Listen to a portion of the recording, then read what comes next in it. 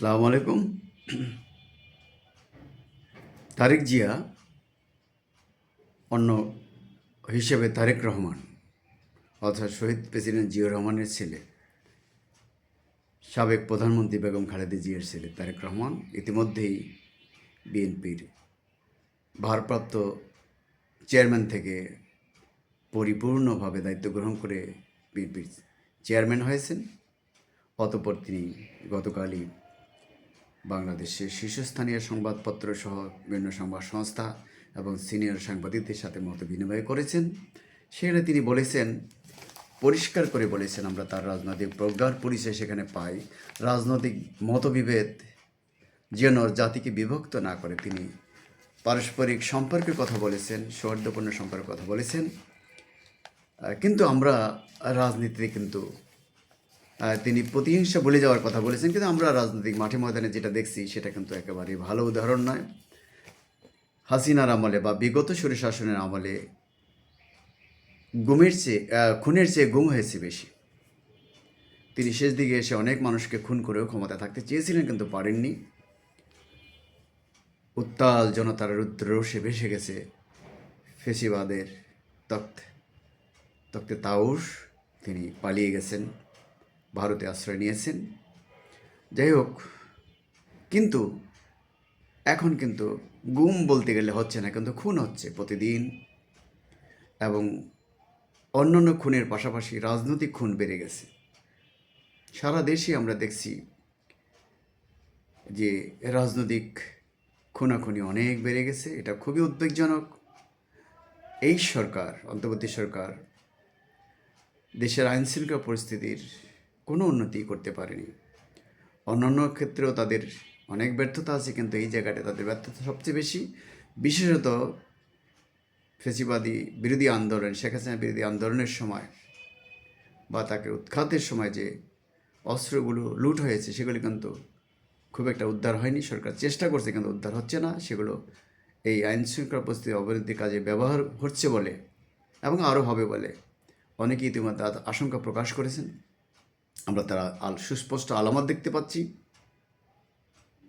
এবং এই অস্ত্রগুলি উদ্ধার করা না গেলে এবং পুলিশকে আরও সংগঠিত করা না গেলে আগামী নির্বাচনকে কেন্দ্র করে এগুলো যদি ব্যাপক ব্যবহার হতেই থাকে, খুনাখুনি আরও বেড়ে যাবে। এবং একটি সুষ্ঠু অবাধ নির্বাচন যে অঙ্গীকার সরকার বারবার করছে, নির্বাচন কমিশনার করছে, আমরা দেশবাসী আশা করছি, সেটা কিন্তু কঠিন হয়ে যাবে। তারেক জিয়া সেদিকে ইঙ্গিত করে বলেছেন, স্পষ্টভাবে তিনি বলেছেন যে দেশকে প্রতিহিংসার রাজনীতি থেকে বের করে আনতে হবে। তিনি বলেছেন, হিংসা, প্রতিশোধ ও প্রতিহিংসার রাজনীতি পরিণতি 5 আগস্ট দেখা গেছে। 5 আগস্টের আগের পরিস্থিতিতে আর ফিরে যেতে চান না তিনি। রাজনৈতিক মতবিভেদ যাতে জাতিকে বিভক্ত করার পর্যায়ে না যায়, সে কথাও তিনি বলেছেন। তারেক রহমান শুক্রবার বিএনপির চেয়ারপারসনের দায়িত্ব নেওয়ার পর প্রথম আনুষ্ঠানিক একটি অনুষ্ঠানে আসেন, সাংবাদিকদের সাথে কথা বলেন।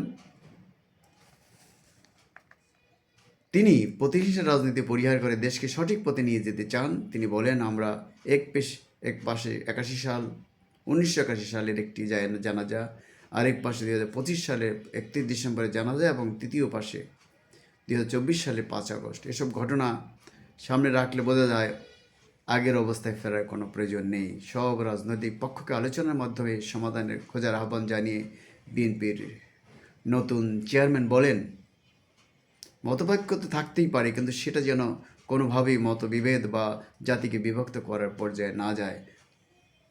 5 আগস্ট আমরা দেখেছি তার পরিণতি কী হতে পারে। প্রায় দেড় যুগ নির্বাসিত জীবনযাপন শেষে দেশে এসে বেগম জিয়া দেখার জন্য তিনি দেশে এসেছেন। একই সঙ্গে বেগম জিয়া আমাদের মাঝ থেকে চলে গেছেন জাতিকে কাঁদিয়ে। গণতন্ত্রের এই মানুষ কোনা 3বারের প্রধানমন্ত্রী। অতঃপর তারেক জিয়া দল পরিচালনার দায়িত্ব নিলেন, এবং তিনি সামনেতে যে নির্বাচন আছে 12 ফেব্রুয়ারি, সেই নির্বাচনেতে তার দলকে নেতৃত্ব দেবেন। তিনি জাতি গঠনের কথা বলেছেন। তিনি রাজনৈতিক দলগুলির মধ্যে মতবিরোধের পাশাপাশি সম্প্রীতির সম্পর্ক গড়ে তোলার আহ্বান জানিয়েছেন। এটা খুবই চমৎকার একটা সময়োচিত আহ্বান। তার যে রাজনৈতিক প্রজ্ঞার পরিচয় এখানে পাওয়া যায়। তিনি জাতিকে দিক নির্দেশনা দিতে চান, দেশ পরিচালনার দায়িত্ব নিতে চান যদি জনগণ তাকে সেই দায়িত্ব দেয়। আগামী নির্বাচনে সুষ্ঠুভাবে একটি দেশ পরিচালনা করতে চান। আমাদের কাছে তার কাছে আমাদের প্রত্যাশা হলো তিনি যে কথাগুলো বলেছেন, বিএনপি অতীতে যে রাজনীতি করেছে, উদারনৈতিক গণতান্ত্রিক রাজনীতি, ধর্মীয় সম্প্রীতির রাজনীতি, দেশকে এগিয়ে যাওয়ার রাজনীতি, সংবাদপত্রের স্বাধীনতার রাজনীতি, মানুষের কথা বলার স্বাধীনতার রাজনীতি, মানুষের চিকিৎসা, স্বাস্থ্য, শিক্ষা সহ অর্থনৈতিক উন্নয়নের রাজনীতি।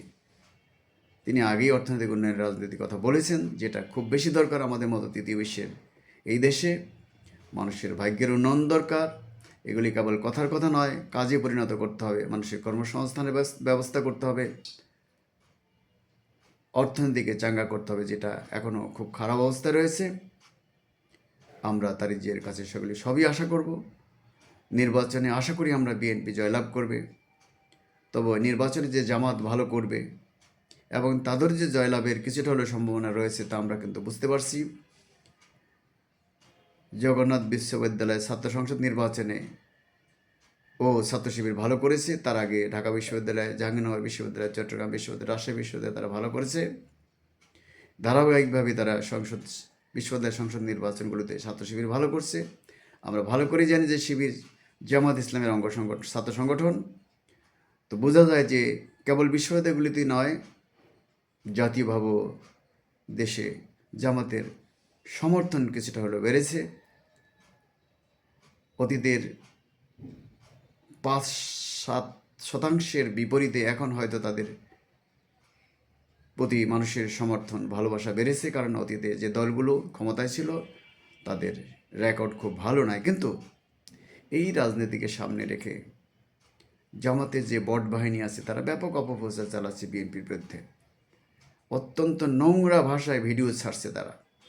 এগুলোকে বন্ধ করতে হবে। তারিক জিয়ার নলেজ এগুলো আছে কিনা জানি না, তবে কিন্তু তার কথায় বোঝা যায় তিনি রাজনৈতিক প্রতিহিংসা চান না, প্রতিদ্বন্দ্বিতা চান, কিন্তু প্রতিহিংসা চান না। আমরা দেশবাসী কেউ চাই না যে আমাদের দেশে আবার ফেসিবাদ ফিরে আসুক। রাজনৈতিক প্রতিহিংসার যে চর্চা চলেছিল এতদিন, সেখান থেকে আমরা বেরিয়ে আসতে চাই। তারিক জিয়া সেদিক থেকে ভালো একটা নেতৃত্ব দিবেন বলে আমরা বিশ্বাস করি, আশা করি। জাতি সেই বিশ্বাস আশা রেখেই তারিক জিয়ার উপরে এগিয়ে যেতে চায়। এক্ষেত্রে জামাতও দায়িত্বশীলতার পরিচয় দিবে বলে আমরা মনে করি। জামাতের আমির অত্যন্ত ভদ্রলোক হিসেবে পরিচিত। তিনি সেই বিষয়টা দিকে খেয়াল রাখবেন, মারামারি, রক কাটাকাটি যেন না হয়, তার বট বাহিনী যেন ব্যাপকভাবে উল্টাপাল্টা বক্তব্য না দেয়। কারণ বাংলাদেশ কখনই একটি মৌলবাদী বা জঙ্গিবাদী রাষ্ট্র হতে পারে না। এটা একটি উদারনৈতিক গণতান্ত্রিক ইসলামপন্থী দেশ। এখানে অন্য কোনো কিছু চলতে পারে না। আমরা সামনের দিকে এগিয়ে যেতে চাই, গণতন্ত্রের পথে এগিয়ে যেতে চাই, অর্থনৈতিক উন্নয়নের পথে এগিয়ে যেতে চাই, শান্তিপূর্ণভাবে সামনে এগিয়ে যেতে আগ্রহী। অতএব এটা সকলের প্রত্যাশা, আমারও প্রত্যাশা। তারিক জিয়া দেশকে চমৎকার নেতৃত্ব দেবেন। জামাতে শফিকুর রহমানও চমৎকার নেতৃত্ব দেবেন। দলের সবাই দায়িত্বশীল আচরণ করবেন। সকল রাজনৈতিক দায়িত্বশীল আচরণ করবে এটা আমরা আশা করি, এবং পাশাপাশি অন্যান্য পক্ষগুলো জাতির দায়িত্বশীলতা আচরণ করবে, দায়িত্বশীলতার পরিচয় দেবে, এই বিশ্বাস রেখে আমি শেষ করছি। আমার ডিবে 2 রানা এবং নিউ বাংলা টিভির পক্ষ থেকে আপনাদের সকলকে স্বাগতম, শুভেচ্ছা। আমরা আবারও আমাদের দেখা হবে নতুন কোনো এপিসোড নিয়ে, নতুন কোনো বিষয়ে। সে পর্যন্ত আমরা ভালো থাকতে চাই। আল্লাহ হাফেজ, ধন্যবাদ।